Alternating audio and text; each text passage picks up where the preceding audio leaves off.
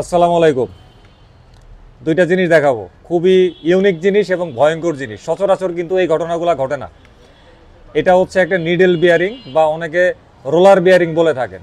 যাই হোক, এই হচ্ছে একটা নিডেল বিয়ারিং। এটা এরকম ভাঙা, আর এটা হচ্ছে আমাদের রেগুলার যে বিয়ারিংগুলো থাকে এইটা। এখন ঘটনা হয়েছে, এই দুইটা হচ্ছে Bajaj Pulsar NS 160 carburettor ABS refresh মডেলের থেকে বের করা হয়েছে। এরকম অবস্থাতেই কিন্তু বের করছে।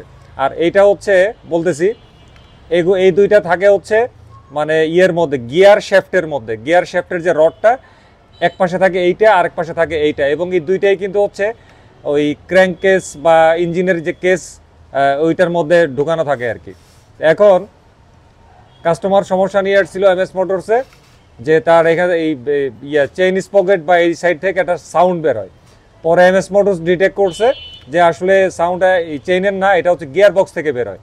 তারপরে এইটাকে আইডেন্টিফাই করার জন্য তাদেরকে ইঞ্জিনটা খুলতে হয়েছে। খোলার পরে দেখা গেছে এই বিয়ারিংটা থাকার কথা এরকম সোজা কেসের মধ্যে এটা এইভাবে বাঁকা হয়েছিল।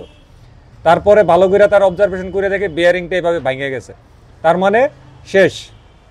আর এই বিয়ারিংটা, এইটা যে কেসের মধ্যে ছিল ওইটা পুরো সিজড হয়েছিল, পরে লেদে গিয়ে ঝালাই দিয়ে বের করা লাগছে। এই হচ্ছে অবস্থা, ঠিক আছে? খুবই ভয়ঙ্কর অবস্থা। বড় ভিডিওটা ছেড়ে দিছি, দেখে নিয়েন।